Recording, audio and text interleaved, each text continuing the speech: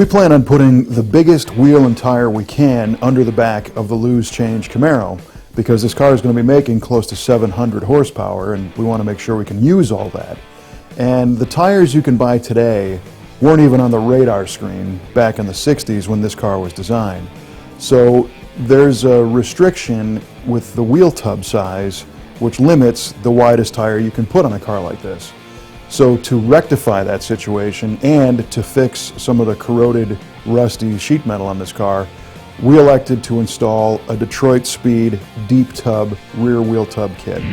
Our process is a little bit different from installing these on a completed finished car because our body shell is completely stripped and it's up on the chassis jig, so it's a little bit easier for us to get access and to see everything.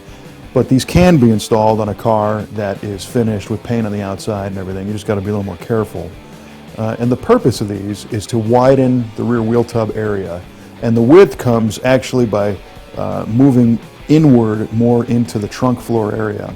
And the trick is you've got to modify the frame rail a little bit and make room for the deeper tub. The Detroit Speed kit is pretty complete. It comes with not only the two extra wide inner wheel tubs, but they also give you some templates to show you where to cut the frame rails and then how to plate those off with steel. The first step to installing a deep tub kit is to remove the stock wheel tubs, and you might want to get a head start by cutting some of this out with a plasma torch or a different kind of cutoff wheel, but you're going to have to drill out all of the original spot welds and remove the frame of the wheel tub the same way it was put in at the factory, because the new piece will completely replace the old one. And don't forget to pay attention because there's a support that attaches to the wheel tub that reinforces the rear trunk hinge area. You're going to leave that support kind of hanging in free space because it's going to reattach to the new tub when you get to that point. After you're able to drill out and remove the wheel tub, the rear trunk floor section and frame rail need to be narrowed. We used a combination of a cutoff wheel and some other tools to trim the floor back and cut the frame rail, which leaves kind of a wide open window, and you'll notice how much narrower that rear frame rail becomes. Detroit Speed provides some templates that will guide you on exactly where to cut the frame rail. In our case, the frame rails were in good shape on this car, but you might have to do some rust repair or even frame rail replacement if your car is overly rusty in those areas. Part of that original floor is actually cut away.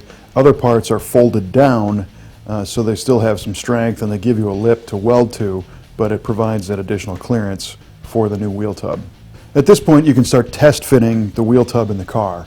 Again, our situation is a little bit different because we are replacing not only the inner wheel tub with a deeper one, but our stock outer wheel tub was very rusty and damaged. So we bought some new ones from Classic Industries, and our process, because the quarter panel was removed, is we're able to test fit the two of those together, clamp them together, and put them in the car and kind of work them around to make them fit. We used a Mittler Brothers shrinker and stretcher to kind of refine the shape of the lip on the deep tub to make it fit the reproduction outer wheelhouse a little bit better, and clamp the whole thing together.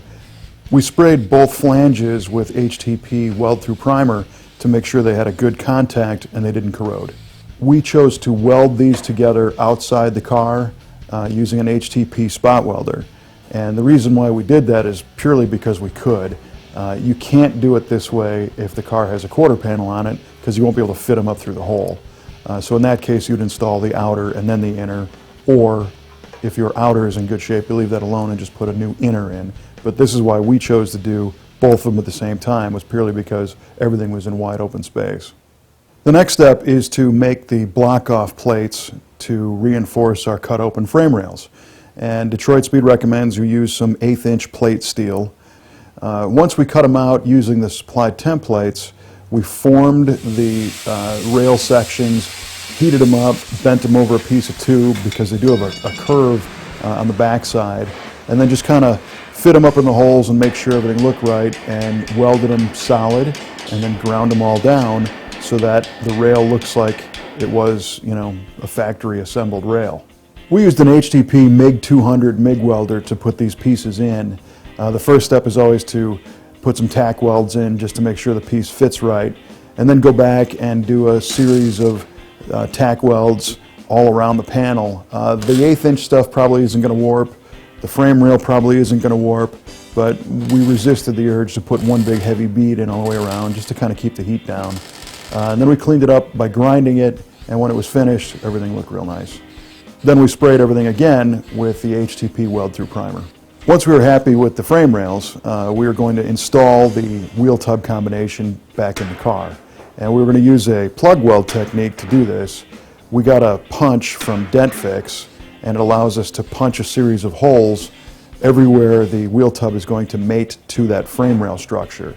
So you punch a whole bunch of holes, put the tub assembly back in the car, clamp it in place as best you can, and then start plug welding all those holes closed so that you have a nice rigid structure when everything's done.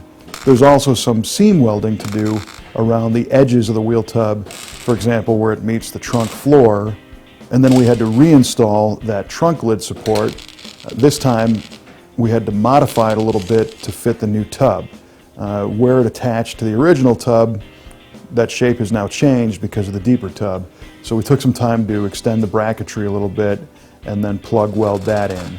When it was finished, we really liked the fact that unless you knew that those tubs were deeper, they looked like they could have been a stock 1969 Camaro.